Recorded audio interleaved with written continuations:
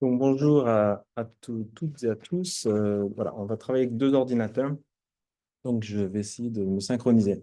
Donc, merci beaucoup à la SFEMT, à Rachel, à Chandra, à Camille et à Stéphane, que je suis très heureux de revoir et de retrouver cet endroit dans lequel j'ai fait mes classes. On était à Dauphine avant, c'était il y a 20 ans, un temps que les moins de 20 ans ne peuvent pas connaître. Et en tout cas, on était là en 2019 pour ce très bel événement de l'IAT, donc le colloque international des études tibétaines. Et ce qui va être présenté ce soir, finalement, est dans la lignée de ce que j'avais présenté il y a 6 ans déjà. Donc, le titre est La pleine conscience, Drenché selon le bouddhisme tibétain. Donc, l'idée de enfin, de choisir le terme de pleine conscience est déjà un peu problématique. Et finalement, j'aurais pu intituler cette conférence Lost in Translation, pas seulement parce que j'habite au Japon, mais parce qu'effectivement, beaucoup a pu être perdu dans cette traduction. Donc, on va regarder le tibétain et puis d'autres langues bouddhiques, un Drenpa Tangshishin, donc Drenche, qui est une expression très courante hein, dans le bouddhisme. On va regarder, mais finalement, avec des réserves initiales, j'ai quand même choisi de garder ce thème de pleine conscience. On verra pourquoi. Et on va regarder après chacun des deux aspects. Et on le fera aujourd'hui d'après un auteur tibétain, Jigme Ningpa, qui a en fait écrit sur cette question. Et donc, on va regarder ces textes en particulier. On va se plonger dans un ensemble de textes. Et comme point de départ, il y a déjà ce passage. Attendez, c'est bon. Où il écrit donc au XVIIIe siècle, donc c'est pas seulement maintenant le problème avec la pleine conscience, il écrit aujourd'hui le terme bouddhique de pleine conscience, donc il y a une forme d'ironie, hein, comme si les gens répétaient cela de façon excessive, est le sujet de conversation de personnes ignorantes à propos de leur méditation hébétée. Donc déjà, c'était un terme qui, dès l'époque, faisait déjà polémique quelque part, ou en tout cas qui posait problème. De fait, on sent une forme d'ironie, voire d'agacement, c'est assez fort en tibétain. Mais en même temps, dans le même texte, il nous dit, donc il faut tenir les deux propositions ensemble, une proposition très critique, et d'autre côté, sache que la racine de tout l'enseignement bouddhique repose sur la pleine conscience. Donc là, on a un exemple, c'est pour ça que ces textes sont très intéressants, parce qu'on a un exemple pré-moderne, on ne peut pas dire que c'est les Occidentaux qui ont essayé d'extraire ceci ou cela du bouddhisme, donc toute la critique du modernisme bouddhique. Alors, il paraît que mais là, on a un texte vraiment du XVIIIe siècle. Donc là, on est bien avant. On verra un petit peu. Je ferai une histoire très rapide hein, de la mouvance moderne de la pleine conscience, très rapide, parce que ce n'est pas le sujet aujourd'hui. Mais en tout cas, on a ici un texte du XVIIIe siècle qui insiste énormément sur ce terme.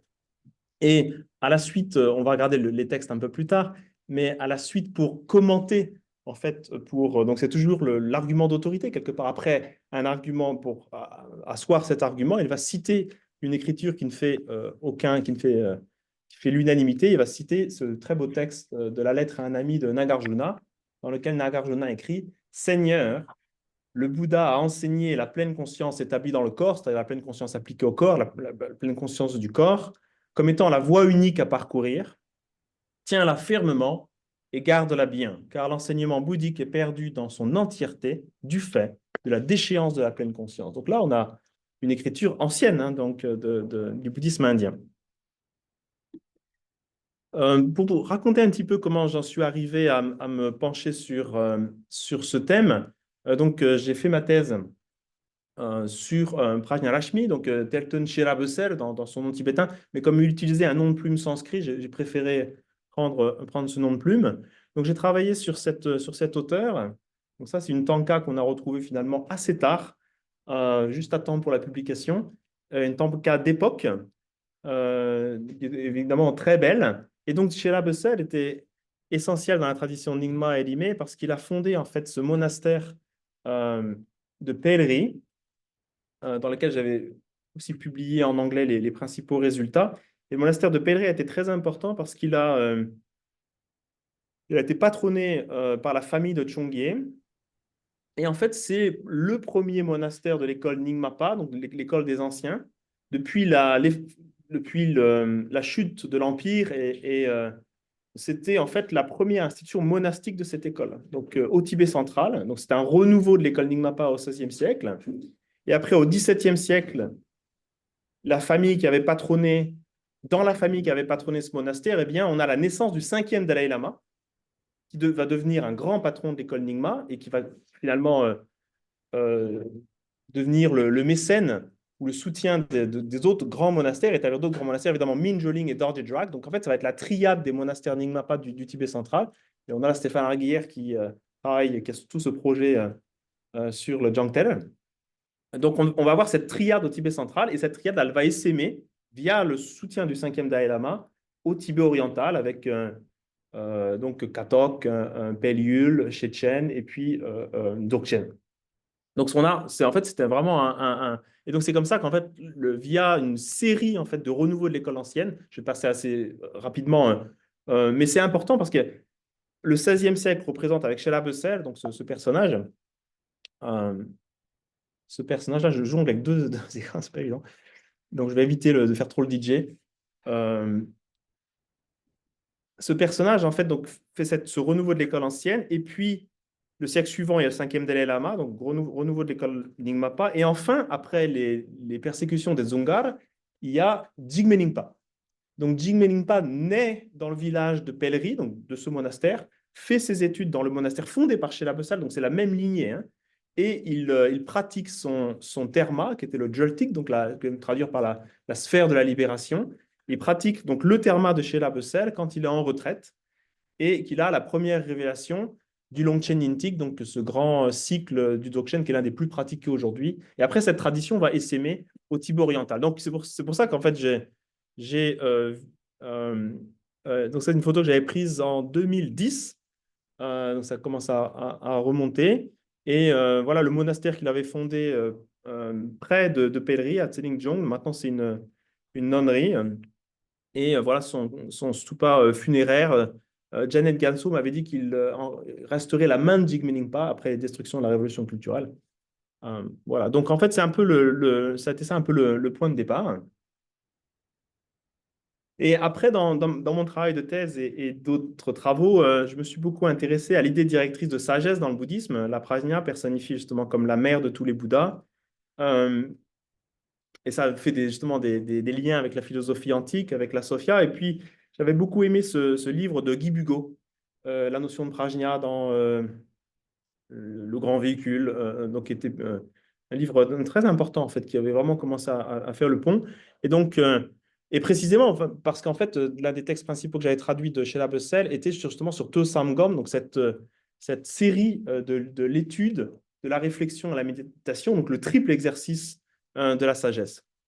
J'ai beaucoup travaillé là-dessus. On a publié il y a quelques années ce volume. Et donc, Michael Chess, qui est là aujourd'hui, avait très aimablement contribué avec un papier sur Did Socrate, Meditate, donc, sur la philosophie antique et sur les exercices spirituels dans l'Antiquité, en faisant ce parallèle entre l'articulation du discours philosophique et de la méditation.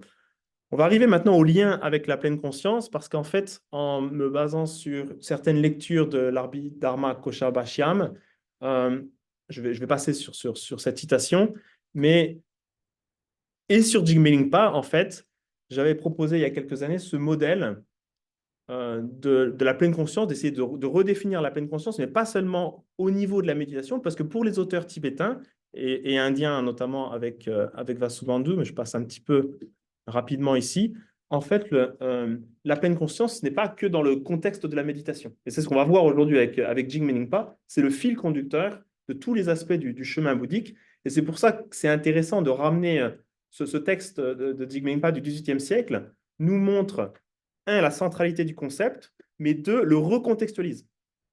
Donc, quelque part, ça permet de ne pas jeter le bébé avec l'eau du bain. Non, la pleine conscience est bien un concept bouddhique central, mais il dépasse la seule méditation. Et toute la difficulté après est d'articuler ces différents aspects qui apparaissent contradictoires. Et justement, le modèle des trois sagesses me semblait extrêmement intéressant, parce qu'on va le voir après, il y a ce rapport avec la mémoire, en fait. En fait, Drenpa, c'est la mémoire. Smriti, c'est la mémoire. Donc, on va voir quel est le lien avec cette notion de mémoire et cette présence attentive ou cette pleine conscience. Et en fait, il y a un lien profond philosophique. Donc ça, c'est une première approximation. En fait, si on suit Vasubandhu, on peut voir que l'essence de la pleine conscience, de l'application de la pleine conscience, de son exercice, consiste en les trois sagesses, ou le triple exercice de la sagesse. Donc, on peut articuler une définition triple de la pleine conscience autour de cette notion de présence qui fait un peu le fil conducteur. On sait d'abord, via l'écoute de l'enseignement, et donc de se remettre à la tradition comme source épistémique, c'est garder présent à l'esprit les enseignements. Et ça, c'est absolument central dans le terme de pleine conscience, dans tous les manuels, notamment des préliminaires, etc.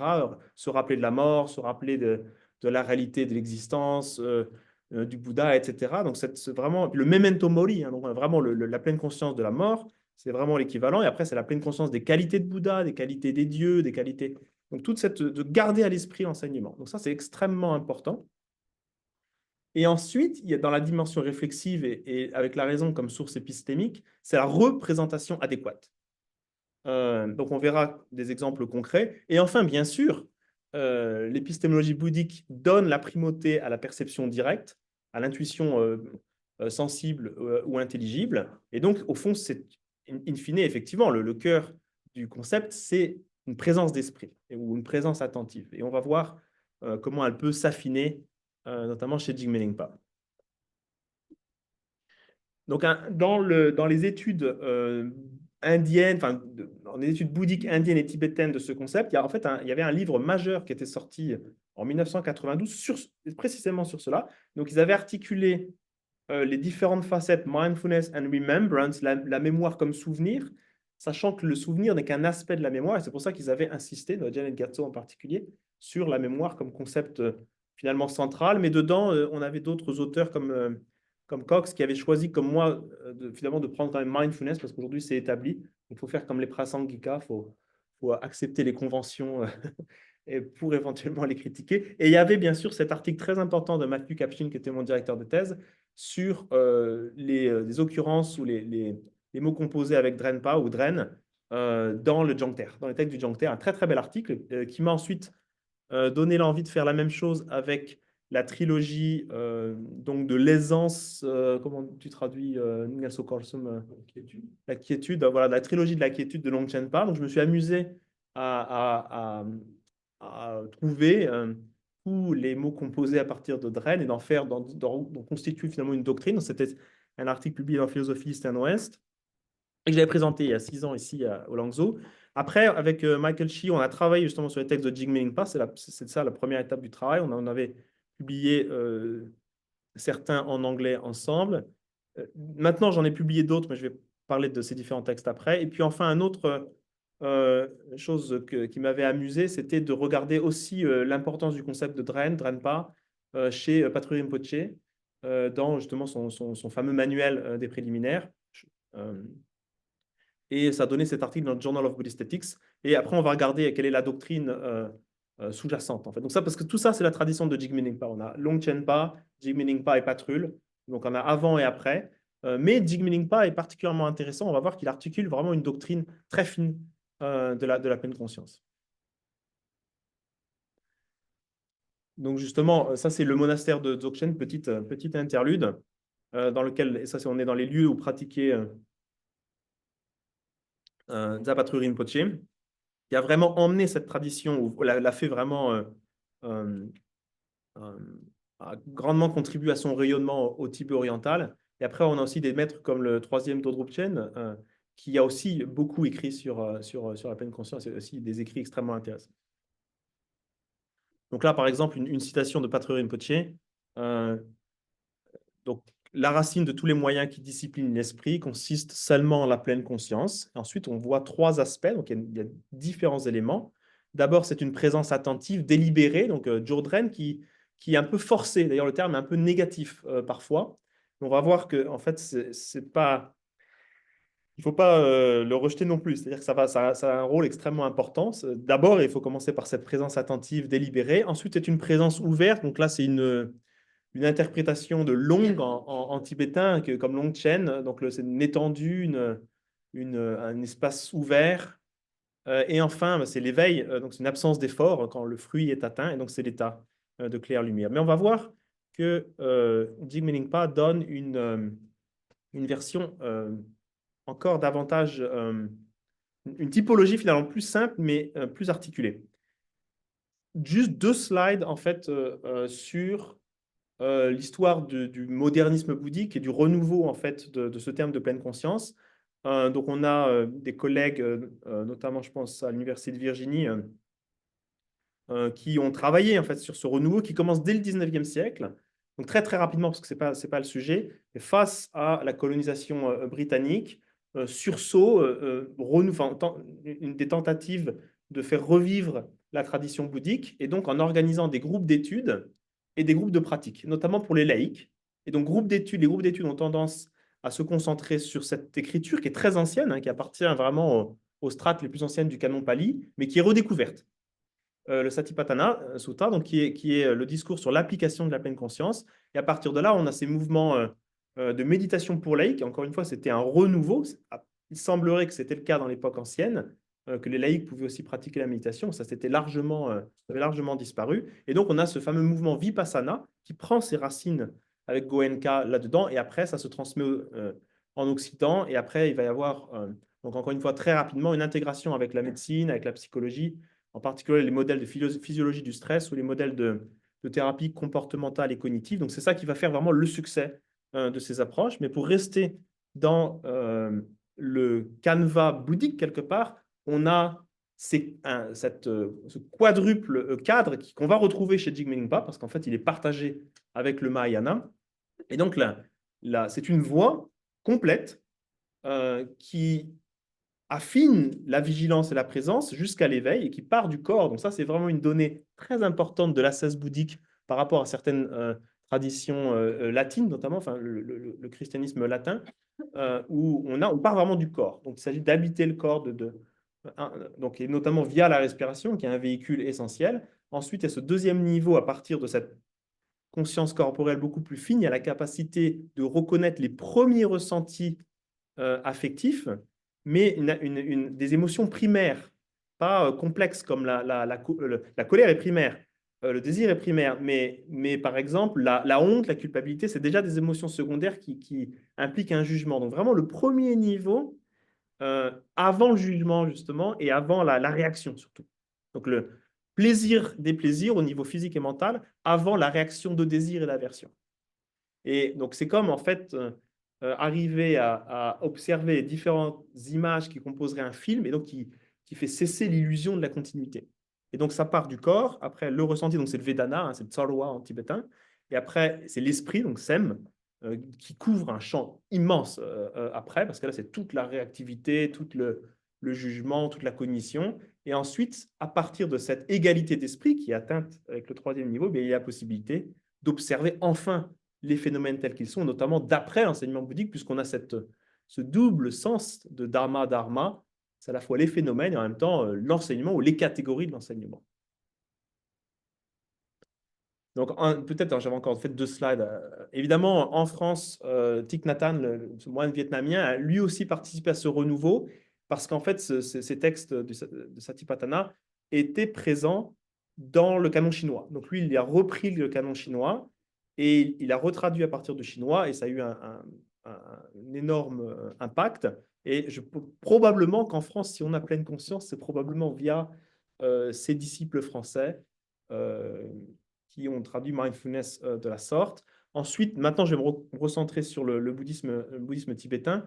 Évidemment, beaucoup des acteurs de la pleine conscience, mais au sens médical, scientifique, ont fait partie du réseau du Mind and Life Institute. Et il se trouve qu'en étant à Kyoto, j'ai moi-même eu l'occasion en fait, de participer avec eux à un dialogue avec Sasantel Dalai Lama en 2014. Donc, depuis 2012, j'ai évolué avec eux en 2018. Et puis maintenant, je fais aussi partie du comité du prochain dialogue qui aura lieu en octobre. Et donc là, ça a vraiment formé un creuset pour cette rencontre. Et très clairement, le concept de pleine conscience, avant quelque part le backlash, quelque part, un retour de bâton, parce qu'il y a eu tellement un engouement très grand que finalement, il y a aussi après un certain agacement et du fait ça a été un peu galvaudé, enfin largement galvaudé.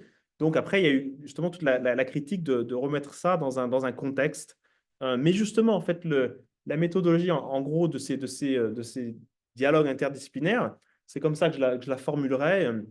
C'est finalement l'arbre de la connaissance. Les racines, c'est l'histoire et la philologie, donc avec des moines ou des savants, des geshés, des khenpo qui ramènent notamment la pleine conscience à ces textes. Et ensuite, le dialogue rationnel, enfin la réflexion est vraiment au centre. C'est ça qui permet le dialogue, en fait. Hein, parce que les sciences, enfin, pour moi, le bouddhisme, le dialogue bouddhisme-science sans la philosophie au milieu, c'est vraiment un dialogue de sourds, en fait. Et c'est vraiment le logos qui permet d'avoir finalement une compréhension commune. Et après, évidemment, il y a les branches avec la philosophie cognitive. Donc aujourd'hui, pour faire très bref, parce qu'on va rentrer dans le vif du sujet et on va se restreindre à la tradition tibétaine aujourd'hui. Donc on va principalement faire de la philologie, assez peu d'histoire, mais surtout de la philologie, mais avec un intérêt philosophique pour ce concept de pleine conscience et même psychologique. Donc on va rentrer dans la psychologie bouddhique. Donc voilà le mot pali, sati, smriti en sanskrit, nien ou nen en japonais, drenpa, mindfulness. Et en français, de façon plus étroite, je préfère présence attentive, mais on va voir comment l'articuler avec la pleine conscience. Parce qu'en fait, en tibétain comme en sanskrit, ça veut avant tout dire mémoire. Et donc, c'est entre attention et mémoire. Et alors, il y a eu d'énormes débats. On va tenter de clarifier ces débats. Mais avant de se perdre dans le dédale des mots et des langues, je vais montrer une image japonaise, une seule aujourd'hui, qui pour moi est vraiment l'illustration, enfin en tout cas la culture vécue, la culture vivante de la pleine conscience. Donc ça, c'est le jardin du Shisendo à Kyoto. Et et ça permet visuellement d'avoir une définition d'abord pratique ou opérative de la pleine conscience. C'est avant tout une qualité différente d'attention. Ce n'est pas... Oui, pardon, je me disais ça. Merci, n'hésite pas à me le dire. Et donc, c'est une qualité différente d'attention. C'est très, très important parce que donc le concept de pleine conscience n'est pas la concentration. Il y est très, très lié et on va voir l'importance de la concentration. Mais d'abord, ce n'est pas la concentration du sniper, c'est-à-dire du tireur d'élite. C'est une qualité différente d'attention, donc il y a des dimensions éthiques, profondément éthiques. On va voir d'autres termes comme en tibétain bakyo, qui est un terme extrêmement important dans la psychologie morale chez Shantideva. C'est vraiment le soin, l'application, et on le voit constamment dans la culture tibétaine aussi. En fait, donc c'est la bienveillance, mais aussi une bienséance et aller au devant de son interlocuteur, de son invité. Donc, tous ces petits gestes, en fait, la façon même de donner quoi que ce soit, en fait. Donc, tout ça, c'est cette dimension de différentes qualités d'attention et en même temps une stabilisation de l'attention, bien sûr, mais aussi un élargissement de la conscience. Donc, il y a tous ces différents éléments. Et c'est pour ça que le terme de pleine conscience finalement n'est pas si mal. J'ai eu beaucoup de réserves parce que il y a cette idée en France qui est tout à fait français, qui est d'ailleurs un terme de la psychologie scientifique française la plus rigoureuse et rationnelle qui soit, l'élargissement de conscience. Et en fait, d'ailleurs, bon, je ne veux pas trop m'égarer, mais beaucoup d'anciens psychologues français, je pense à Pierre Janet, un des pères de la psychologie scientifique française, décrivaient le début de la maladie mentale, les premiers, comme un rétrécissement du champ de la conscience. Et donc là, on a finalement la force morale. En fait, on va voir que, en tout cas chez Shantideva, chez Jigme Lingpa, pas Trungpa Rinpoche, c'est lié à la force morale. Donc là, maintenant, on rentre un petit peu plus dans le détail. Il y a, en fait, dans le point de vue pratique, il y a évidemment une expression composée, Smriti Samprajanya, le lit en japonais Shonen Shochi ou Drenpa Tangshishin. Donc il y a vraiment deux aspects ensemble qui forment un couple. Donc si on va un petit peu plus dans le détail, là, on va pouvoir regarder. Donc moi, j'aime traduire finalement le concept général Drenpa Tangshishin comme pleine conscience. Et si on ensuite isole différents aspects, ce que fait Vasubandhu et Asanga, comme on va le voir, on a présence attentive d'un côté et vigilance. Et j'aime bien présence attentive parce qu'avec la présence, on va avoir ce concept de mémoire et en même temps ce lien avec l'attention. Donc c'est encore du bricolage, il y a pas, c'est encore un chantier de faire ces traductions. Donc, évidemment, le fait de choisir le terme de pleine conscience nous ramène au problème philosophique de la conscience, avec quand même une grande tradition philosophique occidentale, avec toute la phénoménologie. Donc, on était, je regarde Alain, on était la semaine dernière autour de Michel Bitbol. Donc voilà, ça permet de rapporter ce concept à des grandes discussions dans notre tradition philosophique occidentale. Et d'ailleurs, ça c'est juste un petit, petite référence. Les Québécois qui ont ce rapport différent entre le français et l'anglais ont choisi de traduire mindfulness, c'est donc les presses universitaires du Québec, par présence attentive. Donc c'est assez intéressant d'avoir ce ressenti québécois aussi, je pense. Donc évidemment, comme beaucoup de personnes, beaucoup sont déjà familiers, je pense que évidemment dans le chemin bouddhique, dans la voie enseignée par le Bouddha qui a eu 8 aspects, c'est le 7e aspect, donc la pleine conscience juste ou la présence attentive juste. Donc là, on a un concept central. Après, là, je vais passer assez vite parce que je vois que l'heure tourne et ça c'est très général. Voilà, il y a toute cette discussion autour ou dans la critique de l'usage moderne du concept de pleine conscience. Il y a 3 zones de tension. Bon, c'est quand même la mémoire originellement. C'est quand même la mémoire et on va voir l'importance, garder présent à l'esprit les enseignements bouddhiques. Et ensuite, il y a l'importance du jugement, parce que justement, quand dans une définition très méditative, il y a sans jugement, c'est non-judgmental. Ça pose. On verra, il y a plusieurs auteurs qui ont fait ça. Et enfin, l'importance de la pensée conceptuelle. Donc, ça, c'est vraiment les zones de tension. Je passe très rapidement sur ça, on reviendra dans la discussion, mais juste pour dire que le concept de mémoire est en fait très profond. Donc c'est mnémosine ou mnémosune dans la tradition pythagoricienne et platonicienne. Et là, on a un concept qui n'est pas que le souvenir de ce qu'on a fait hier, mais le souvenir de nos origines. Il s'agit de se ressouvenir quelque part du temps primordial, au-delà du temps. Donc on a un concept très important. Et aussi chez Saint-Augustin, c'est aussi le lieu dans lequel on découvre les vérités morales et intellectuelles et on découvre la présence de Dieu. Donc je referme la parenthèse parce que je veux rester sur le contexte tibétain.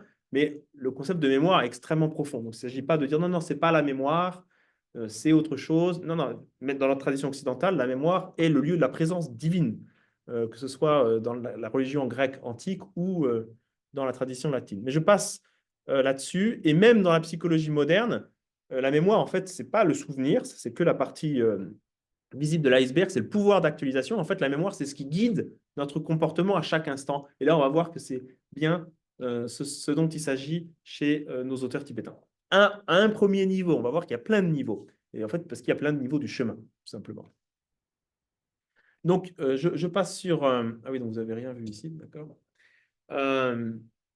Donc, Jigme Rimpa, en fait, je vais présenter les textes très rapidement. On va en lire des passages. Ce sont les textes d'instruction spirituelle à des disciples extrêmement avancés. Donc, en fait, ils connaissent très bien tout ça déjà. En fait. Donc, pour nous, il faut un peu l'expliciter. Donc, évidemment, surtout les Tibétains, l'Abhidharma chez les Tibétains, ça va être Asanga et Vasubandhu. Et en fait, surtout Vasubandhu pour ce qui est de la littérature, de ce qu'on appelle l'esprit et les facteurs mentaux. Donc, Sem dans Semjung, c'est toute une littérature didactique au Tibet. Et notamment, on a cette série de 10 facteurs, donc soit omniprésents, soit qui permettent d'établir ou de connaître un objet. Donc là, il y a pas, on n'est pas dans les sommets de la spiritualité, on est vraiment dans la cognition très ordinaire de reconnaître les objets afin d'orienter son activité. Mais c'est intéressant de les regarder. Donc on a le contact, Rekpa, en tibétain, Sarvina Duché, donc la cognition, la reconnaissance, Vedana Tsalwa, donc ce ressenti, Chetana, donc Sempa, l'intention, donc c'est extrêmement important, la direction de l'esprit. Et ensuite, on a Manasikara en tibétain et Yilajjepa, très intéressant, donc on traduit par attention, on pourrait dire même mentation quelque part, parce que c'est le fait finalement d'intérioriser par l'activité de l'esprit. Et enfin, on a ensuite, pour connaître un objet, il y a d'abord un intérêt d'une part, et après, ça devient un peu plus émotionnel. Donc, c'est ça qui est très intéressant dans la psychologie bouddhique, c'est que les aspects cognitifs et émotionnels sont pas confondus. Donc, ce n'est pas non plus la même chose, mais il y a une articulation extrêmement intéressante. Donc, on passe à quelque chose de plus émotionnel avec Mepa, qui donne d'ailleurs Megu, hein, la dévotion. Donc là, une sorte d'intérêt plus émotionnel. Et enfin, on a Smriti, qui est vraiment là, ici, la mémoire, surtout dans son aspect de rétention. C'est-à-dire que pour connaître quoi que ce soit, il faut finalement le garder à l'esprit. Et après, on a la concentration, mais qui n'est pas la méditation profonde, c'est juste la capacité de diriger son esprit suffisamment longtemps pour émettre un jugement et atteindre en fait Prajna, qui ici n'est pas la sagesse ultime, mais qui est simplement l'intelligence, la compréhension de ce qu'il y a. Donc, on voit, voilà le cadre. Et je voulais juste le donner rapidement parce que on va après retrouver ces termes chez Jigme Rinpa quand on va le lire. Donc, je passe assez rapidement ensuite sur les deux, Drenpa et Shishin. En France, enfin, en Occident, Namkhai Norbu avait écrit ce petit livre dès 1977, très intéressant, en tibétain, où il distingue deux aspects de la présence. Donc, Drenpa dans Shishin, la présence ordinaire pour lui, et puis ensuite Likpa Ketchikma, qui traduisait par instant presence, ou présence instantanée. On va voir qu'on retrouve ça chez Jigme Rinpa, mais avec d'autres mots, avec d'autres termes. Et je ne pense pas, en tout cas, c'était la tradition de Namkhai Norbu, en tout cas, il ne se référait pas à ces textes-là qui sont en fait un peu perdus au fond du Sungbum, à la fin du Sungbum. Et puis, Namkhai Norbu avait aussi ce très beau texte qui, en fait, de façon très intéressante, une paraphrase d'un texte de Vairochana dans le Kangyur, hein, je crois, ou dans le Velo Gyubum, peut-être. Ouais, ouais, dans le Nima Gyubum, et où il montrait aussi le Drenpa et Shishin comme cette fondation.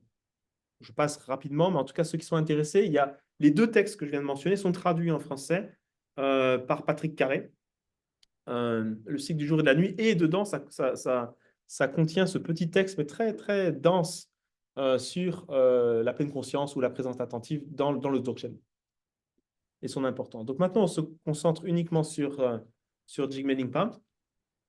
Donc, je ne le présente pas. En fait, je l'ai déjà présenté, mais c'est un maître très important du Dzogchen au XVIIIe siècle et toute la.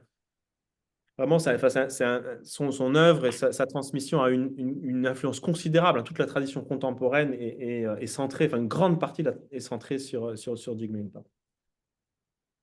Donc il y a ce travail déjà qui remonte à quelques années de San van Schaik, qui montrait finalement le côté comment Jigme Rinpa dans le Longchen Nyingtik avait des aspects graduels et des aspects qu'il traduisait par simultanés. Donc, il a montré ces deux aspects. Et mon argument, c'est qu'en fait, la pleine conscience, en tout cas dans ces petits textes qu'on va voir, est au centre est vraiment au point d'articulation. Donc, on va avoir une pleine conscience graduelle, en gros, et une pleine conscience simultanée.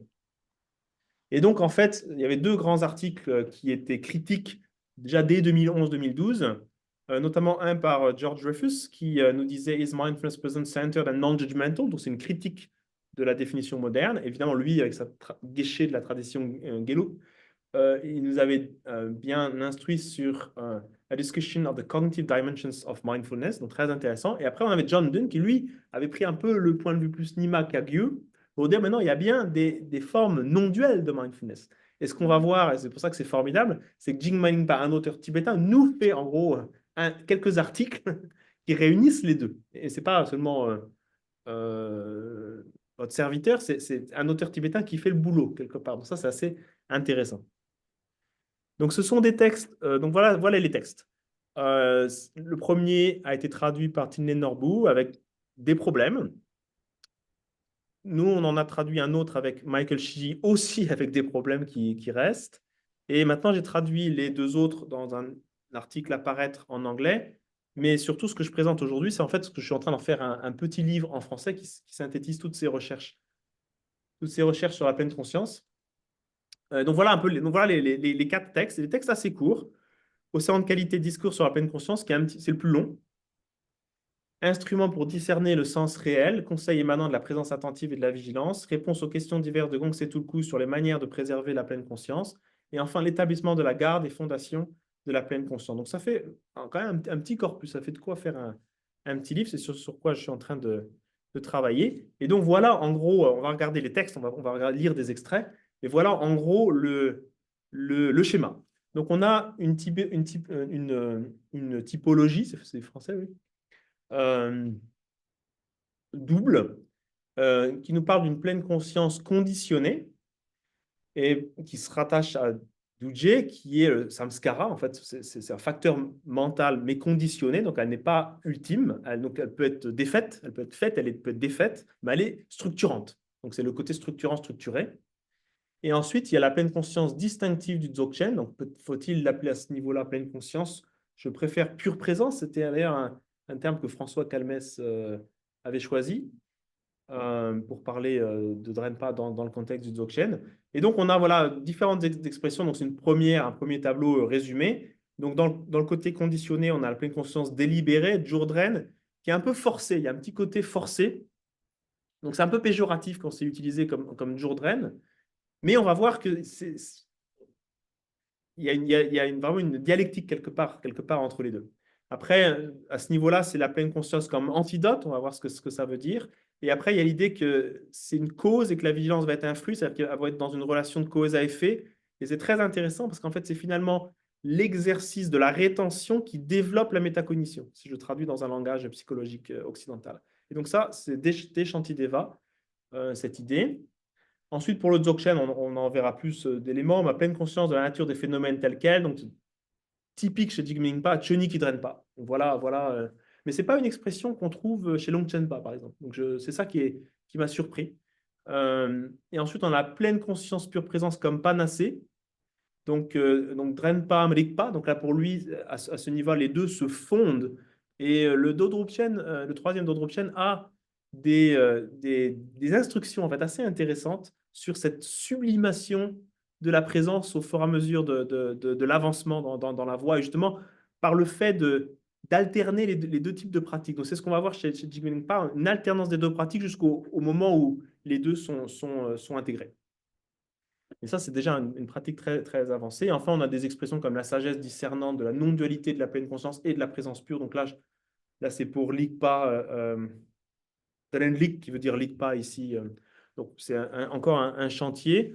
En revanche, donc, je n'ai pas trouvé de terme. Vraiment, Drenpa est assez péjoratif dans l'ensemble de l'œuvre de Longchen Pa quand on se situe dans la perspective du Dzogchen. Dès qu'on est dans Sutra, Tantra, c'est relativement, enfin, c'est très important. Dès qu'on passe du côté du Dzogchen, ça devient le niveau à dépasser.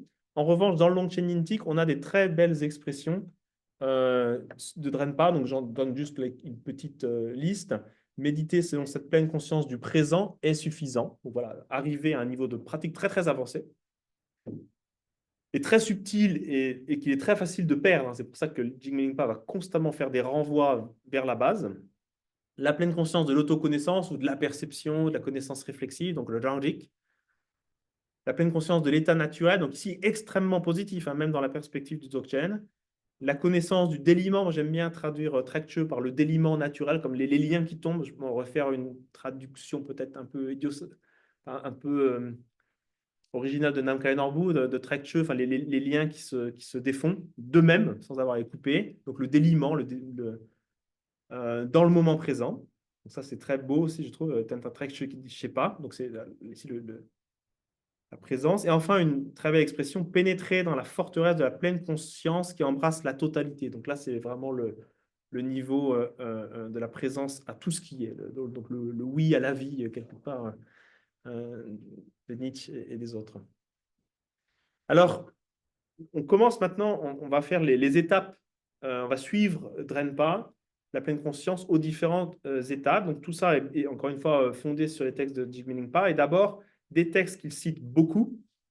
C'est évidemment le chapitre 5. Dans tous ces textes-là de Jigme Lingpa, il va beaucoup situer le chapitre 5 du Bodhicharyavatara sur la garde de la vigilance, qui est en fait vraiment la base. En fait, c'est vraiment la base de la psychologie morale de la pleine conscience dans le Mahayana, notamment au Tibet. Donc, on a notamment cette idée.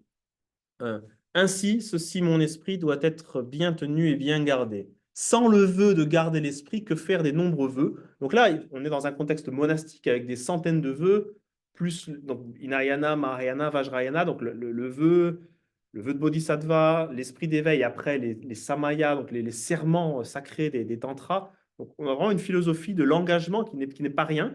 Et tous ces auteurs tibétains, Jigme Lingpa notamment, le rattachent au fait du vœu de garder l'esprit. Et pour Shantideva, et pour Jigme Lingpa à sa suite, eh bien, ce vœu, eh bien, c'est de garder la présence attentive et la vigilance.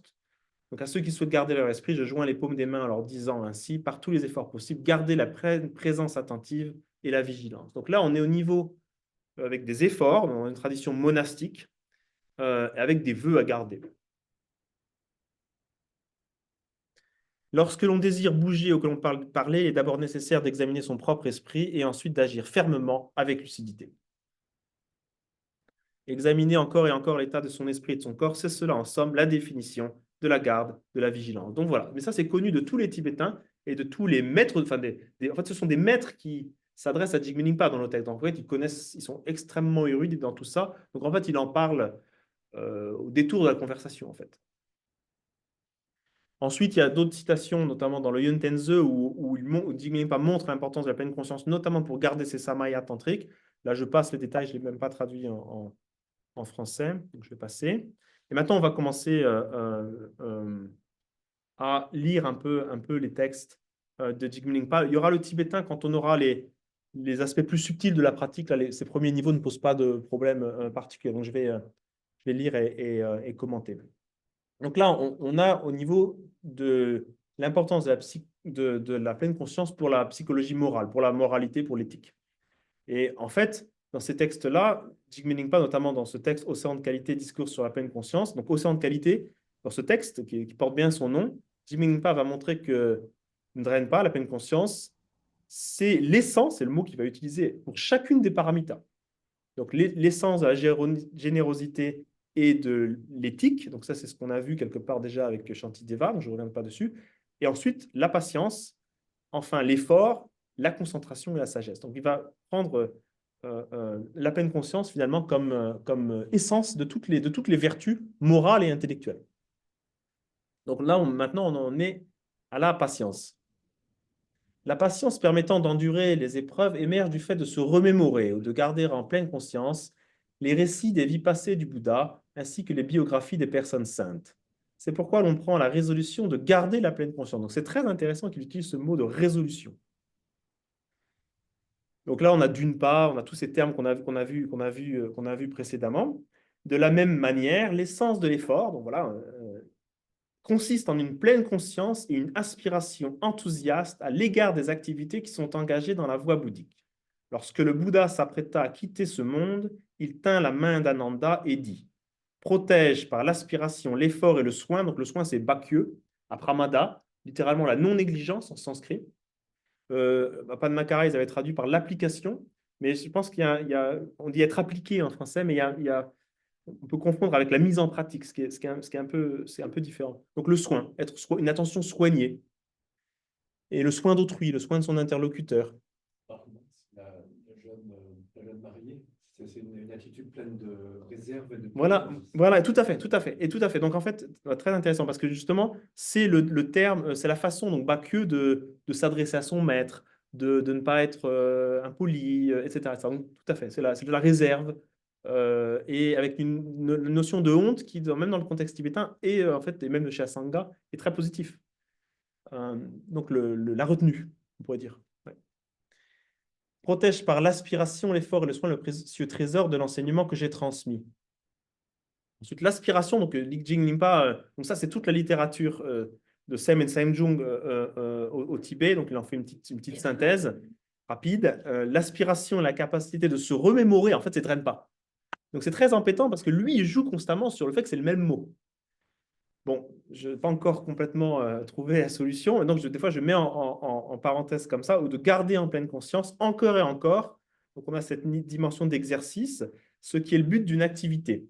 L'effort et la capacité de s'y appliquer. C'est pour ça que je ne traduis pas Bhakya par application, parce que là on comprend plus sinon. Le soin est la manière de faire cette action. Donc encore une fois, des bonnes manières quelque part. Pourquoi? Car tous les points de l'apprentissage présentés par notre maître le Bouddha doivent être accompagnés par un esprit résolu à l'égard de la nature de l'existence. Et en fait, ça, c'est une longue traduction de Ngejung, qui est le renoncement. Mais en fait, si on dit renoncement dans ce cadre-là, on ne comprend pas forcément bien. Parce qu'il y a encore c'est l'histoire d'une compréhension. Ça se base sur une résolution, encore une fois. Donc, ce n'est pas le même niveau de résolution, mais c'est effectivement c'est très important. Et là, on va même trouver l'idée, cette pensée, donc là, on n'est même pas dans la méditation non conceptuelle, cette pensée de la nécessité de s'exhorter, c'est précisément la pleine conscience. Ce rappel. Sans pleine conscience, l'accomplissement d'une action prend plus de temps. Et donc, il va même dire dans d'autres passages, sans pleine conscience, on n'arrive à rien dans l'existence. Alors, c'est même pas la peine de parler de l'étude du dharma, de la réflexion ou de la pratique de la méditation. on n'arrive à rien. Ou alors, si on y arrive, ça prend plus de temps, ou on oublie, ou alors on n'y arrive même pas. On oublie simplement, du fait d'ennemis, de démons, de voleurs, de troubles de l'énergie vitale, cette action ne peut pas être menée à son terme. Donc, on voit vraiment la pleine conscience ici comme force morale, comme vitalité spirituelle. C'est pourquoi tout déclin de la pleine conscience provoque la chute dans le précipice de la paresse. Et la paresse, dans cette littérature-là, c'est lié à une mauvaise estime de soi.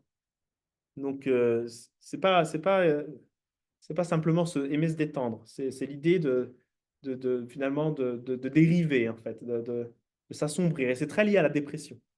D'ailleurs, comme dans la littérature des pères, toute la patristique, c'est là, c'est exactement. Je pensais à ça, en fait. Donc, tout particulièrement, l'enseignement donné aux moines, aux bhikkhus, porte sur la nécessité d'appliquer la présence attentive et la vigilance, la pleine conscience, à chacune des 4 activités de la conduite de la vie. Donc là, il fait référence, en fait, aux 4 méthodes. En fait, non, il fait référence à ce contexte-là, mais ici, les 4 activités, c'est manger, être assis, marcher et se coucher ou dormir. En fait, donc c'est toute la vie qui est conçue comme devant être le lieu de l'exercice de la pleine conscience. Et là, extrêmement important, hein, ce passage, au moment où notre maître, le Bouddha, allait entrer dans l'extinction complète, le cercle de disciples réunis le questionna. Vainqueur, après votre extinction complète, c'est-à-dire le parinirvana, c'est-à-dire la mort, qui adoptez comme notre maître? Le Bouddha répondit, après mon extinction complète, quand je ne serai plus là, faites de la présence attentive et de la vigilance votre maître. Donc là, on a finalement le concept de pleine conscience est central pour la tradition. C'est le Bouddha intérieur, en fait. Et c'est même ce que disait Mme Kohen Norbu dans cette citation que je n'ai pas eu le temps de regarder, c'est le lama intérieur, en fait. Son propre maître. C'est le maître intériorisé, en fait. Donc ensuite, on passe là, c'était la psychologie morale. Maintenant, on va un petit peu regarder les théories de la méditation. Donc après l'éthique, la méditation, dans le fameux triptyque. Donc là, donc évidemment, les 3 Bhavanakrama sont vraiment les textes principaux et Jigme Lingpa fait constamment référence à cela. Et il y a toujours cette tension, je vais assez vite là-dessus, il y a toujours cette tension parce qu'il y a ce fameux débat de Samye ou de Lhasa ou de cette période avec le Chan. Et donc il y a toujours cette tension entre la voie progressive professée par Kamal Ashila et puis une voie subite ou simultanée que finalement, en fait, qui fait partie du Dzogchen, mais qui ne doit pas être mal comprise. Donc tout ça est sous-entendu et en fait revient souvent dans le texte dont je passe un peu ici et on va regarder un peu plus précisément. Et évidemment, en fait, donc tous les gens qui sont familiers de l'Himalaya et du Tibet connaissent cette représentation, le sentier de la méditation, le sentier de Shamatha notamment. Mais en fait, c'est à la fois Shamatha et Vipassana, je traduis Shamatha par apaisement, Vipassana par discernement. Et comme nous dit Jigme Lingpa, sans se limiter à une démarche intermittente, donc là on est dans le contexte de la méditation, la pleine conscience est à l'esprit ce que le dompteur à l'éléphant, donc c'est vraiment c'est classique, c'est vraiment un thème classique du bouddhisme tibétain. L'aspect de la présence attentive est illustré par le fait que le dompteur attache l'éléphant aux narines avec une bonne corde, donc l'aspect de rétention. L'aspect de la vigilance est illustré par le fait que le dompteur frappe le sommet de la tête de l'éléphant avec un crochet métallique. Et là, très important, l'essence de la concentration, Tingedzing, donc Samadhi, ne consiste en nulle autre chose que la pleine conscience. Donc là, pour développer un petit peu, de la même manière, si on place la sentinelle, donc toujours cette idée de garde, de la garde de la vigilance, la sentinelle de la pleine conscience continuelle, à tout instant, s'attachant à l'objet de méditation sur lequel la pleine conscience est entièrement placée, que ce soit les méditations avec un objet tel que la génération d'esprit d'éveil ou la phase tantrique d'imagination créatrice, donc Kierim, ou les méditations ayant pour objet l'inciter, notamment dans la conclusion de Vipassana, ainsi que la phase tantrique de perfection yogique, donc Dzogchen, que l'on obtiendra aussi ce qui est nommé conventionnellement la concentration. Pour cela, donc là, on va voir les théories de la méditation. Donc, c'est plus qu'une psychologie morale. C'est aussi une psychologie morale, en fait, mais c'est une psychologie de la méditation. Et on a ce fameux thème des antidotes, des obstacles, des antidotes extrêmement systématisés justement par Kamalashila dans ses 3 Bhavanakrama, ses Gomrim. Et donc voilà les manières. Donc il en fait, Jigme Lingpa en fait un résumé extrêmement intéressant autour de Drenpa. Voici les manières de dépasser les obstacles à la concentration, en appliquant des antidotes. Il y a 4 antidotes à la paresse. Là, je mets dépression parce que c'est vraiment le baisse du niveau, le baisse le baisse du moral quelque part, enfin, de la force morale.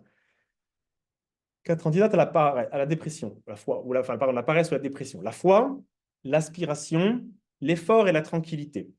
Et là, la tranquillité, c'est un concept extrêmement important dans le Shinto Jampa, qui est en fait, c'est un bien-être physique et mental très profond. Parfois, c'est traduit en anglais par pliancy, donc flexibilité, mais en fait, ça ne veut pas dire grand-chose. On peut dire que c'est l'ataraxie quelque part, mais c'est pas qu'un, c'est plein de vitalité.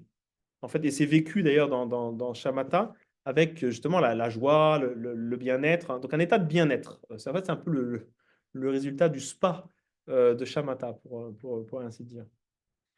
Donc l'antidote ensuite à l'oubli, donc là c'est très important, et la présence attentive. L'antidote au pôle extrême de la léthargie et de l'agitation, donc ça c'est toujours ces 2 extrêmes de la vie psychique. On pourrait dire aussi la dépression et la manie, parce qu'en fait la mania, c'est l'agitation, c'est l'état de restlessness, donc où il n'y a pas de repos. Donc voilà, toujours c'est vraiment une psychologie d'équilibrer la psyché en connaissant, en reconnaissant les différents facteurs, les différents états, et en appliquant certaines actions mentales. Et donc l'antidote, mais après, évidemment, il y a l'effort excessif ou l'hypervigilance dans le langage de la psychologie moderne, qui consomme trop d'énergie psychique et qui, en fait, crée après de l'agitation, voire de la fatigue. Et évidemment, cet antidote, c'est la relaxation. Mais ce n'est pas non plus une absence d'effort, puisque l'antidote à l'absence d'effort est l'intention. Donc, et là, on voit que la psychologie de la concentration aussi, c'est ce que ça représente ici, montre l'importance de la clarification des intentions. Donc ça, c'est un thème majeur dans tous les traités de méditation. Ce n'est pas au forceps, la concentration. C'est en ayant les idées claires, d'où l'importance pour Kamal Shila de faire précéder la méditation par l'étude et la réflexion. Alors des idées claires, et notamment quelles idées claires? Eh bien, des catégories claires sur ce qui se passe à l'intérieur de son propre esprit. Et là, parce que du coup, là, on commence à avoir une prise sur ces phénomènes mentaux. Bien sûr, après, plus on va évoluer vers les états élevés de contemplation, plus tout ça va être relégué comme la maternelle, en fait, de la spiritualité. Mais commence pas par le bac, en fait. Donc voilà, l'idée d'avoir les idées claires et des catégories précises pour comprendre notre expérience consciente, pour se désenchevêtrer de la confusion mentale. Donc c'est ça vraiment la force de cette psychologie de la concentration. Et là, très important, on voit là, ensuite l'importance de Drenpa, mais bien que l'on ait établi ces 6 aspects, l'essence de l'ignorance innée et active en toutes circonstances est comprise dans l'oubli. Donc là, c'est très intéressant. Et là, on retrouve des choses qui sont... Donc on parle ici de l'ignorance métaphysique. Il y a un très beau livre de Michel Hulin, ce petit livre est magnifique, La Nescience, hein, je pense que Stéphane aimait traduire par la Nescience. Et en fait, finalement, ce manque, ou c'est l'oubli de l'être, on pourrait dire, ou l'oubli de notre vraie nature, en fait, donc, justement, la nescience, l'ignorance première, et qui est constamment présente dans notre état actuel, dans l'état actuel de l'humanité, pour parler dans un langage plus chrétien, consiste en l'oubli de notre vraie nature. Et là, c'est très intéressant ce que dit Jigme Rinpa. Il nous dit, c'est pourquoi si l'on a la présence attentive, donc encore une fois, antidote à l'oubli, parce que c'est la mémoire, les 5 autres obstacles n'ont absolument aucun pouvoir de garder une emprise avec chacune de leurs caractéristiques propres. Donc il insiste finalement sur cette présence qui finalement, en fait, ultimement, et surtout dans le Dzogchen, rappelle de notre nature véritable, et de garder, finalement, de thésauriser, de ne plus perdre la reconnaissance de notre vraie nature. Donc on va se détendre un petit peu avec une petite histoire que Jigme Lingpa raconte à ce niveau, ainsi que le montre l'histoire suivante. Lorsque la présence attentive et la vigilance sont endommagées par l'esprit soumis à l'ignorance, tous les éléments et les actes vertueux sont détruits. Autrefois, un champion de lutte, doté d'une grande force, affronta un gymnaste, un challenger. Le champion de lutte attrapa le gymnaste par la nuque et le jeta par terre avec de toute sa force ou de toute sa vigueur. Le gymnaste s'évertua avec des mouvements techniques pour le blesser, avec 4, 3, 2 ou un seul membre, donc du jiu-jitsu quelque part. Bien que la force du champion diminuât grandement, le gymnaste ne lui infligea aucun mal. Finalement, désespéré, le gymnaste s'enfuit chez lui et pleura. Son épouse lui demanda ce qui lui arrivait et il finit par répondre: c'est qu'aujourd'hui, je me suis battu avec un champion. Si demain je dois encore me battre avec lui, j'en mourrai. Mais la femme lui dit: ne pleure pas, j'ai un stratagème. Le lendemain, elle l'accompagna en se plaçant derrière lui, en se cachant derrière lui. Alors que les deux hommes étaient au milieu, pardon, il y a une faute en français, étaient au milieu d'une lutte acharnée, elle chantonna ceci: champion, ta force est grande, mais le joyau qui est sur ton front est sur le point de tomber. Il vint ainsi 3 différentes idées, ou namtok, à l'esprit du champion. Une pensée de désir, l'attention tournée vers l'existence supposée du joyau. Il aimerait bien avoir un joyau. Une pensée de colère, craignant de perdre ce joyau, que le joyau ne tombe dans les mains du gymnaste lors de leur lutte. Et une pensée d'ignorance, puisqu'il ne pouvait pas voir ce joyau, il était censé l'avoir, et finalement un objet inexistant a possédé son esprit, donc une illusion. Il est le jouet de sa propre illusion, il est pris par sa propre illusion. Alors que le champion était distrait par cette ruse, le gymnaste l'attrapa par les testicules et parvint à le tuer. Un exemple bien tibétain pour moine. Avant de mourir, le champion dit, le champion à la présence attentive, il parle de lui, et la vigilance amoindrie fut mise à mort par un individu qui, bien que faible, était concentré. Je n'ai pas vu d'autre ennemi ou de leurre plus habile que celui-ci, la distraction de l'esprit. Donc les psychanalystes parleraient la fonction castratrice de la distraction comme castration. Je fais un livre de psychanalyse. Alors ensuite, pour revenir à la scolastique, donc en fait le terme de Drenpa, donc ça si c'est en anglais, donc tout le Mahayana, notamment la théorie de la voie, du chemin de Marga, chez Vasanga et Vasubandhu qui en sont en fait qui en font la grande synthèse scolastique, finalement la pleine conscience se retrouve à tous les niveaux. 10 minutes. Et donc, en fait, Jigme Ningpa, j'ai moins commenté, juste le lire. Donc, il nous dit la voie de l'accumulation commence premièrement par l'établissement de la pleine conscience. Donc, comme le temps manque un peu, on peut simplement dire, voilà, en gros, en bleu, la pleine conscience manifeste toutes les qualités des 5 voies. Donc, c'est un argument très fort. Parce que, en fait, il faut imaginer que ça prend plusieurs éons, plusieurs périodes cosmiques, plusieurs kalpas. Et donc, il nous dit, c'est à partir de la pleine conscience que toutes ces qualités de bodhisattva, des 10 terres des bodhisattvas, des 10 stations spirituelles des bodhisattvas se développent. Et finalement, mais bon, tout cela, jusqu'à ce qu'on se rapproche du but, est encore conditionné. Et là, maintenant, on va passer au niveau du Dzogchen. Mais là, on trouve un argument très intéressant. Il nous dit, ça, je vais le lire intégralement. Et il nous fait, quelque part, il donne un argument pourquoi, jusqu'ici, il a pris la peine de relier tous ces termes de la scolastique. Il nous dit, c'est les pratiquants de la méditation qui ont renoncé au monde, c'est-à-dire des ermites, élucident tous les grands termes de l'enseignement bouddhique concernant le chemin à partir de la définition de la pleine conscience. Ils prennent en gros la pleine conscience comme fil conducteur. Ils deviendront experts en l'équilibre méditatif tout en ayant un sublime intellect. Et là, c'est très positif. Il n'y a rien de négatif à avoir une pensée et une érudition. Ils obtiendront ainsi les qualifications. Ils seront prêts à pratiquer le Dzogchen. De pratiquer la méthode de l'éveil simultané selon l'équilibre méditatif qui est distinctif de la grande perfection naturelle, donc le Dzogchen. Selon cette dernière, la pleine conscience n'a pas à être appliquée intentionnellement, donc c'est une autre façon de pratiquer, mais elle doit être préparée. La pleine conscience dans le Dzogchen est parfaite en tant qu'en son essence, elle est établie par elle-même, donc c'est un Rangbap. Dans cet équilibre méditatif supérieur, ceci est la meilleure manière de parcourir les stations spirituelles, la meilleure manière de progresser directement. Donc là, on va voir maintenant au niveau du Dzogchen, même si ce sera très sobre, mais là, on atteint finalement la métaphysique descriptive, enfin, des descriptions d'expérience, on pourrait dire métaphysique. Donc, je passe sur la présence attentive qu'on a vue. Maintenant, voilà, deuxième point, la pleine conscience en tant que pure présence à ce niveau-là, qui est distinctive de la grande perfection, est connue comme la perfection de l'essence de la méditation. Dans ce courant de la pleine conscience, dans ce gyun, Alors, Chu-Ogyun, ce terme qu'on retrouve constamment dans ce contexte, moment après moment, il n'est besoin ni de se tendre ni de se détendre, de corriger ou de modifier, de rejeter ou d'appliquer un antidote. Ceci est connu comme préserver la continuité du repos naturel, donc Rangbap, la manière de reposer en soi-même l'esprit naturellement posé. Et en même temps, là, à ce niveau-là, on va avoir finalement une critique de tout ce qu'on a vu d'abord. Donc, c'est toujours intégrer les étapes. C'est pour ça que c'est assez dialectique. D'ailleurs, on intègre les étapes précédentes, mais on les dépasse. Il y a un dépassement, il y a un saut à partir de ce moment-là. Par la simple action de reconnaître la distraction, parfois, pardon, la simple action de reconnaître la distraction surgit spontanément. Ceci est la manière sans erreur, de maintenir l'état naturel. Mais ensuite, à ce sujet, il est également nécessaire d'examiner la nature du sujet qui reconnaît. Donc attention, de quelle observation parle-t-on?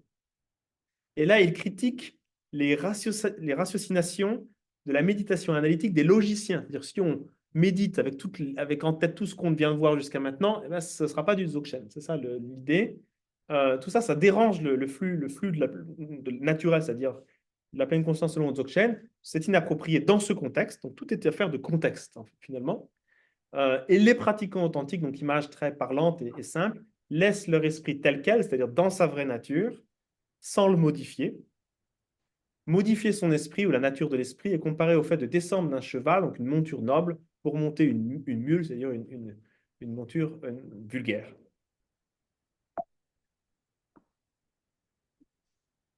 Donc là, maintenant, on voit, c'est pour ça que j'ai ajouté le tibétain, parce que là, c'est extrêmement subtil, hein, c'est le domaine de la métaphysique pure, on pourrait dire.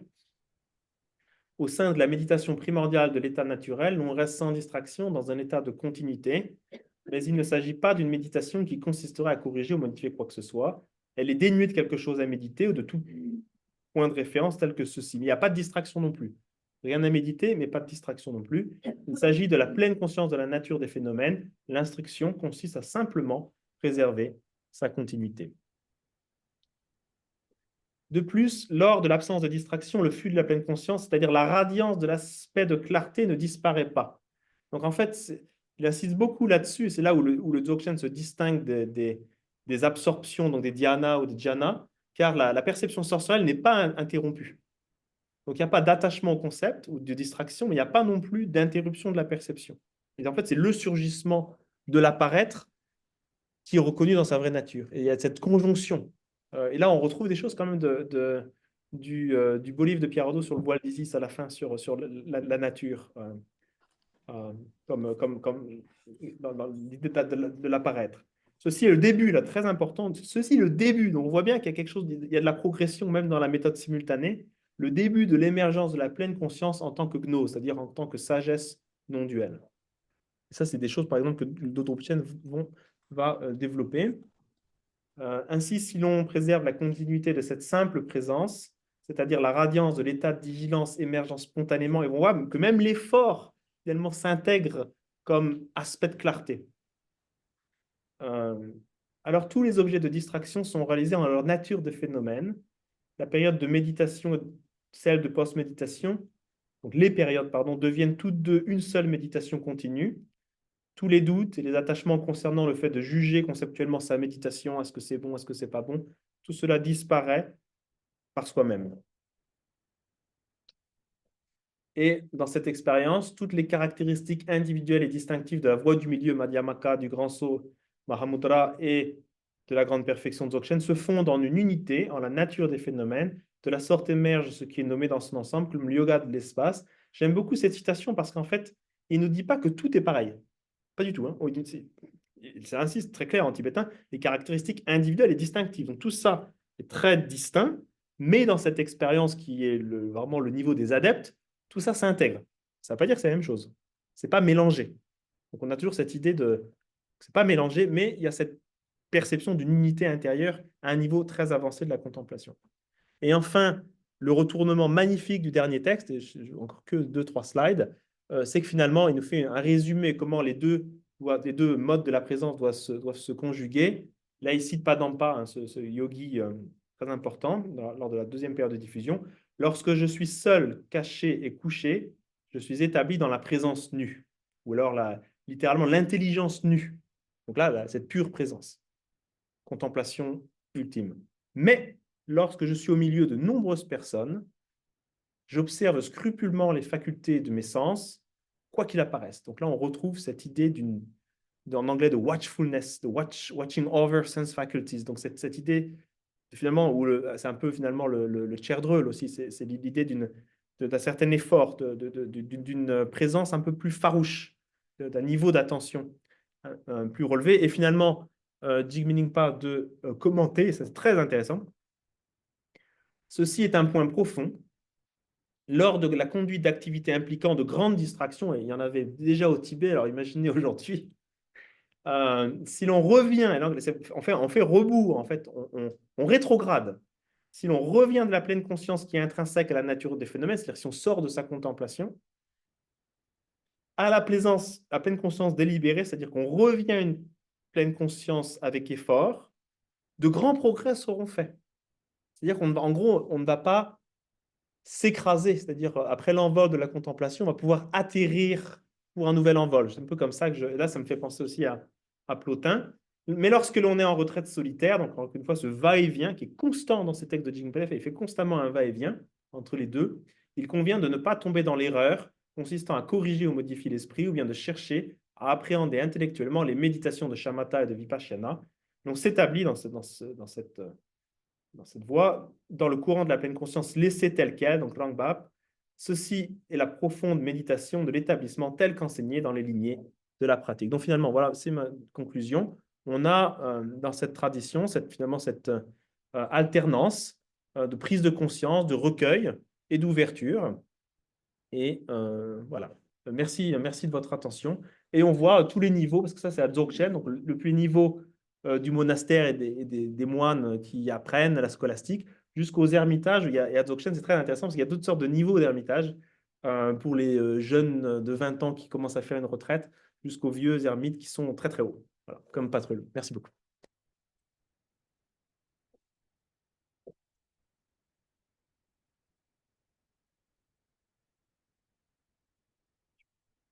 Ouais.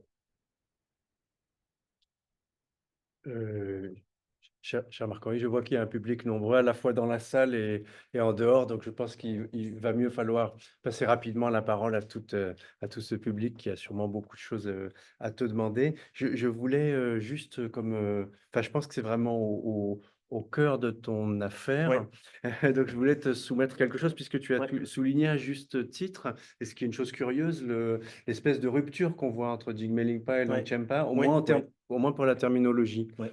Et justement, pour tirer la chose Ouais. quelque part, enfin, Ouais. c'est ce que tu appelles la métaphysique descriptive, enfin, Ouais. c'est-à-dire Ouais. Je quelque n'osais pas part, dire phénoménologie, ouais, c'est pas mal, on mais peut dire une sorte de phénoménologie de l'ontologie, je oui, sais pas oui, comment dire, oui, une ontologie phénoménologique. Enfin, oui. il y a une notion sur laquelle Adam Persée a écrit un peu, donc tu as Ouais, certainement ouais. lu, qui est très curieuse et intéressante et qui semble apparaître, peut-être pas chez Jigme Lingpa, mais en tout cas chez Dolubchen, Oui, oui, chez les oui, maîtres ouais, du ouais, KAM, ces disciples ouais. du KAM, qui est la notion de Jigcha. Et cette notion de Liktcha, justement, je pense qu'elle est très importante pour toi parce que ce que ces auteurs essayent de saisir et qui apparemment ne fait pas l'objet d'un discours chez l'Enigmapa avant, c'est, on pourrait dire, la façon dont la lumière de Rigpa Ouais. est infuse dans la brume de l'esprit ordinaire. Mhm. Comme si, justement, bah, pour parler de manière plotinienne, enfin, Ouais, bon, Plotin dit la fine pointe de l'âme est toujours dans le monde ouais, intelligible, mais en même temps, il y a l'idée que finalement, cette partie supérieure de ouais, l'âme qui est ouais. éternelle, c'est ce qui éclaire l'esprit ordinaire, pour le parler en termes un peu de Dzogchen occidental, de l'intérieur. Et c'est justement là, à mon avis, qu'il y a une espèce de point de bascule. Et il y a Ouais. un texte que je ne sais pas si tu as lu, mais qui est passionnant de Tulku Solo, donc l'auteur du manuel du compas essentiel que j'ai traduit, qui vraiment essaye de saisir ce qui se passe pendant le Ngoche. Donc c'est un texte Ah, curieux très parce intéressant. qu'il décrit l'expérience. Donc c'est le moment où on reconnaît la nature de l'esprit, le Jigpa justement, et il essaye justement de ne pas raisonner comme si c'était de l'huile et de l'eau, en fait, des deux choses l'une sur l'autre ou contre l'autre, mais sans communication. Il essaie de reconnaître comment un être ordinaire, finalement, dans son expérience qui demeure ordinaire par bien des côtés, a quand même la présence de Rigpa. Alors, je me rappelle pas s'il utilise le terme de Dempa, mais en fait, il essaye de saisir cette espèce de mixte, et je pense que c'est au cœur un petit peu de ce que tu dis, puisque c'est pas, à ce moment-là, c'est pas un Jempa qui est purement artificiel, puisque c'est ça la position des Dzogchenpa, c'est que vouloir purifier l'esprit pour l'éveiller, c'est comme nettoyer du charbon pour qu'il devienne blanc, dit un tantra du Dzogchen, ce n'est pas possible. Mais en même temps, c'est pas censé être deux réalités totalement scindées, puisque l'un est l'essence de l'autre. Et donc là, c'est la présence de l'essence dans le phénomène, pour parler comme ça. Enfin, est-ce que ça t'inspire Oui, beaucoup, enfin, beaucoup. Et justement, il y a plusieurs choses effectivement qu'a traduit Adam Percy très bien d'ailleurs. Et du coup, j'ai creusé un peu le troisième Dodrupchen. Et on trouve beaucoup, en fait, j'ai pas lu aujourd'hui ces exemples-là, mais on trouve cette idée de l'éclat, de l'aspect. Alors, il disait Voilà. pas Likcha, mais il disait Selcha. Oui, Donc, on a l'aspect de clarté. Et on voit que c'est là où ça s'intègre. Ça peut se désintégrer d'ailleurs dans la chute des êtres, mais c'est là où ça se réintègre. Mais donc j'aurais quand même une question pour toi, parce que justement, entre les deux, il y a peut-être justement, entre Longchenpa et Jigme-Lingpa, il y a le Jangter, il y a toute cette tradition-là, et notamment dans les tantras que Matthew Kapsin sur lesquels il avait travaillé, pour ce très bel article, on a vraiment une doctrine de Drenpa, là vraiment, mais d'après les tantras. Donc est-ce que dans le manuel sur lequel tu as travaillé de cette tradition, de LinkedIn, c'est donc comme thème, c'est la doctrine Tulku Solo qui c'est est tout cool. sur les textes Est-ce que d'origine. tu as trouvé Non, non, il n'y a pas de doctrine. Ouais. Lui, c'est un auteur assez conservateur. Donc, en fait, quand il commande ses textes, il est très proche de Longchenpa, et en fait, il est très proche du Kondlo Nyingtik, techniquement. D'accord. Donc, dans tous les mythiques, on n'a pas une doctrine Mais véritablement. en revanche, du même auteur, je t'invite à regarder ce texte, c'est D'accord. Kunzang Gongyen, hein, D'accord. l'ornement de l'intention l'esprit ou l'intention de Samantabhadra, du Bouddha primordial, où il essaye de saisir, c'est un texte très original et très fort. C'était quelqu'un qui était très philosophe en même temps que très puriste dans sa connaissance des traditions. Donc, il essaye de décrire philosophiquement ce qui se passe au moment du Ngoche. Donc, mais c'est assez curieux, parce que justement, on a cette espèce d'immanence de la nature de l'esprit, enfin, conçu comme quelque chose d'éternel, de non-produit, dans l'esprit ordinaire égaré qui, lui, est dans le temps. Enfin, et ça, c'est assez unique, mais je pense que ça procède de ce dont tu parles, c'est-à-dire des postérités au Kham de Jigme Lingpa, notamment donc, du troisième de Lobchen, etc. Dans sa lignée directe. Dont il était lui-même un disciple. Enfin, il a même été son secrétaire. Voilà. C'est un personnage important, parce que c'était l'héritier de la lignée de Terton Sogyal et tout ça. Enfin, c'était pas qu'un maître de Jangter. Donc je pense que je pense que c'est l'auteur le plus remarquable intellectuellement chez les Nyingma après Mipam, en fait, Ça vaut dans la génération d'après. Voilà. Merci beaucoup. Je vais C'est une creuser suggestion. le Mais voilà, je pense qu'il est temps de donner la parole à la salle.